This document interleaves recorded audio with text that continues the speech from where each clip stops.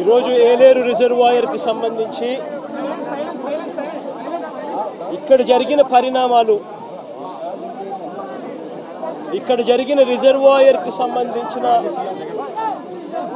Regulation కూడా ఒకసారి గమనించినట్టయితే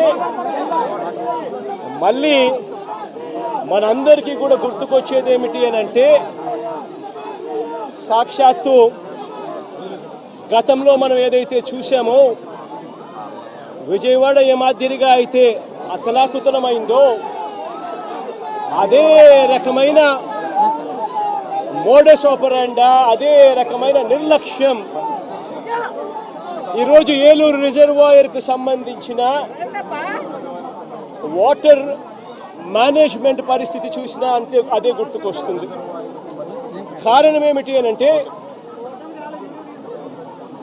సైక్లోన్ వస్తుంది, డీప్ డిప్రెషన్ కింద కన్వర్ట్ అవుతుంది, భారీగా వర్షాలు పడతాయి అని రాష్ట్ర ప్రభుత్వానికి ఇన్ఫర్మేషన్ ఉంది. రాష్ట్ర ప్రభుత్వానికి 31వ తారీఖునే ఈ రకమైన ఇన్ఫర్మేషన్ రాష్ట్ర ప్రభుత్వానికి ఉంది.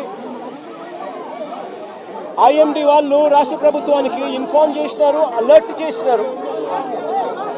అలర్ట్ చేసేసరికి ఏ ప్రభుత్వమైనా కూడా ఏం చేయాలి, దానికి రివ్యూ తీసుకోవాలి, చీఫ్ సెక్రటరీని పిలిపించాలి, ఇరిగేషన్ సెక్రటరీని దాంట్లో భాగస్వామ్యం చేయాలి, ఏ ఏ ప్రాంతాల్లో వర్షాలు పడతాయి అని ఇన్ఫర్మేషన్ మనకున్న నేపథ్యంలో ఆయా జిల్లా కలెక్టర్లను కూడా వీడియో కాన్ఫరెన్స్లలో భాగంగా తీసుకోవాలి.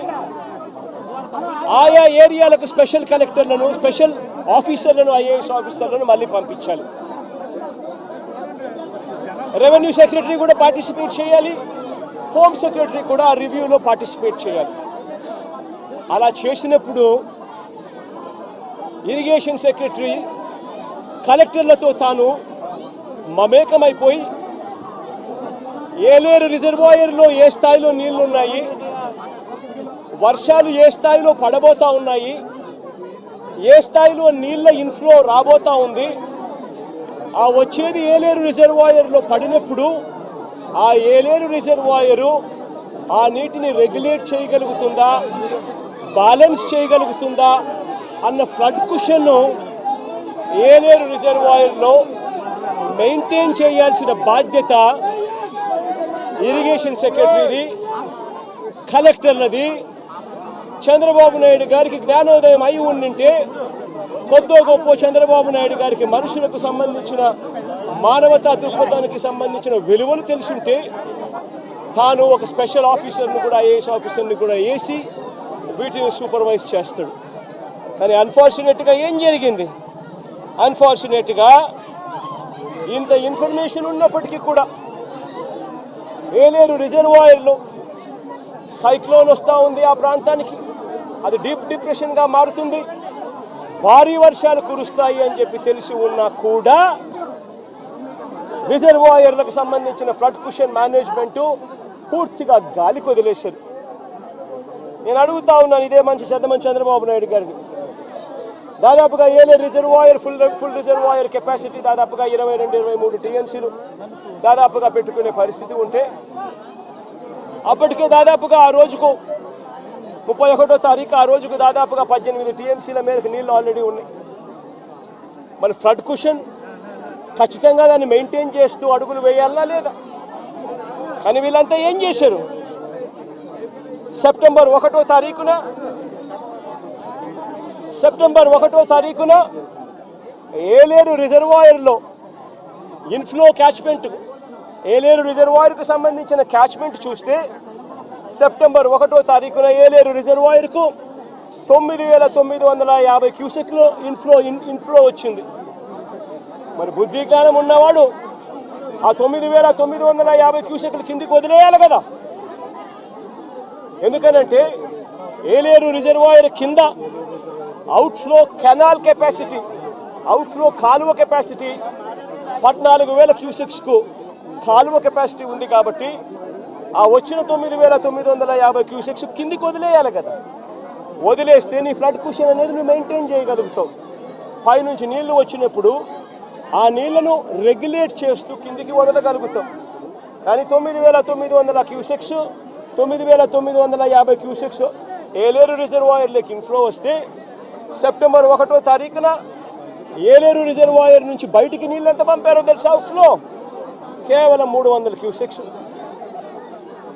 సెప్టెంబర్ 2వ తారీఖున 7,033 క్యూసెక్లు ఏలేరు రిజర్వాయర్కి ఇన్ఫ్లో వస్తే వీళ్ళు బయటికి ఎంత పంపించారో తెలుసా? కేవలం మళ్ళీ 300 క్యూసెక్స్. సెప్టెంబర్ 3వ తారీఖున మళ్ళీ ఏలేరు రిజర్వాయర్కి ఇన్ఫ్లో 4,991 క్యూసెక్లు వస్తే వీళ్ళు బయటకు పంపించింది ఎంతో తెలుసా? కేవలం మళ్ళీ 300 క్యూసెక్లు మాత్రమే. సెప్టెంబర్ 4వ తారీఖున 5,045 క్యూసెక్లు వస్తే వీళ్ళు బయటకు పంపించింది కేవలం 300 క్యూసెక్లు.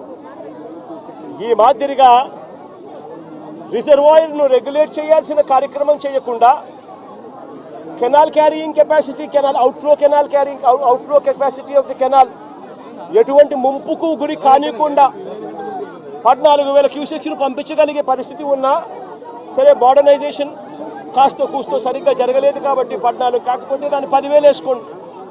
కనీసం ఆ 10,000 క్యూసెక్లైనా కనీసం ఎటువంటి ముంపుకు కూడా గురి కాకుండా పంపించే పరిస్థితి ఉన్నా కూడా వీళ్ళు ఏం చేశారు? పైనుంచి నీళ్లు వస్తూ ఉన్నా కూడా ఏమాత్రం కూడా లెక్క పెట్టకుండా నిర్లక్ష్య వైఖరితో కేవలం 300 క్యూసెక్లు మాత్రమే మొదలుపెట్టారు. ఇలా వదిలిపెడుతూ ఏకంగా 9వ తారీఖు వచ్చేసరికి రిజర్వాయర్లలో స్టోరేజ్ కెపాసిటీ పూర్తిగా నిండిపోయింది. స్టోరేజ్ కెపాసిటీ పూర్తిగా నింపేశారు. వదలాల్సింది పోయి మెయింటైన్ చేయాల్సింది పోయి పూర్తిగా నింపేశారు. నింపేసరికి 9వ తారీఖున 45,335 క్యూసెక్లు నీళ్లు ఏలేరు రిజర్వాయర్కి ఇన్ఫ్లో వస్తే వీళ్ళు గత్యంతరం లేక రిజర్వాయర్ కెపాసిటీ పూర్తిగా నిండిపోయింది కాబట్టి కిందికి 21,500 క్యూసెక్లు కిందికి నీళ్ళు వదిలేశారు. మరుసటి రోజు సెప్టెంబర్ 10వ తారీఖున 26,134 క్యూసెక్లు నీళ్లు ఏలేరు రిజర్వాయర్కి వస్తే ఏకంగా 27,275 క్యూసెక్లు నీళ్లు కిందికి వదిలేశారు. నేను అడుగుతా ఉన్నా మిమ్మల్ని, ఇది మ్యాన్ మేడ్ ఫ్లడ్ కాకపోతే ఏమిటయ్యా అని చెప్పి. నేను చెప్పేటివన్నీ కూడా వాస్తవాలు. మీ ఏలేరు రిజర్వాయర్ నుంచి వచ్చిన డేటా ఇది. నిజంగా ఒక బాధ్యత లేని ప్రభుత్వం, ప్రజల పట్ల ఏమాత్రం కూడా మానవత్వం చూపని ప్రభుత్వం, వరదలు వస్తే కనీసం ఎలా హ్యాండిల్ చేయాలనో కూడా కనీసం ఇంకిత జ్ఞానం కూడా లేని ఈ ప్రభుత్వాన్ని ఏమనాలి అని చెప్పి మీరే ఆలోచన చేయమని నేను కోరుతా ఉన్నా. ఇంకొక విషయం కూడా చెప్పదలుచుకున్నా. ఇదే మనిషి చంద్రబాబు నాయుడు గారు అబద్ధాలు చెప్పడంలో గోబెల్స్కు చంద్రబాబు నాయుడు గారు ఏకంగా తమ్ముడు వరుస అవుతాడు. గోబెల్స్కు చంద్రబాబు నాయుడు తమ్ముడు వరుస అవుతాడు. అబద్ధాలు చెప్పడంలో చంద్రబాబు నాయుడు గారి పరిస్థితి, కెపాసిటీ ఏమిటి అని అంటే అబద్ధాలను తాను మ్యానుఫ్యాక్చర్ చేయగలుగుతాడు, చేయడంలో దిట్ట. ఆ మ్యానుఫ్యాక్చర్ చేసిన అబద్ధాన్ని అమ్మగలిగిన కెపాసిటీ కూడా ఎవరికైనా ఉంది ఈ ప్రపంచంలో అని అంటే అది ఒక్క చంద్రబాబుకు మాత్రమే ఉంది. ఆ చంద్రబాబుకు వంతపాడే ఆ ఈనాడు, ఆ ఆంధ్రజ్యోతి, ఆ TV5 వీళ్ళకు మాత్రమే అటువంటి దుర్మార్గమైన కెపాసిటీస్ ఉన్నాయి. ఎందుకు ఈ విషయం చెప్తా ఉన్నానంటే ఇవన్నీ కూడా నేను చెప్పినట్టు వాస్తవం. ఒకవైపున ఈ వాస్తవం ఉంటే ఏలేరు ఆధునీకరణ గురించి చంద్రబాబు నాయుడు గారు మరో చక్కటి అబద్ధం ఆడాడు.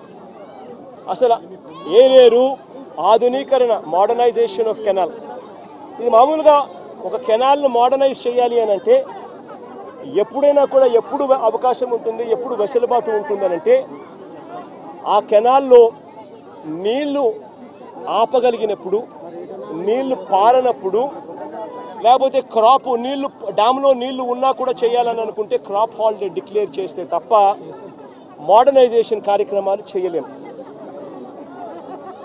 2008 నుంచి ఏలేరు మోడర్నైజేషన్ కార్యక్రమం జరుగుతూనే ఉంది. కొత్తగా చంద్రబాబు నాయుడు గారు చేసేదేమీ లేదు, చేసింది లేదు.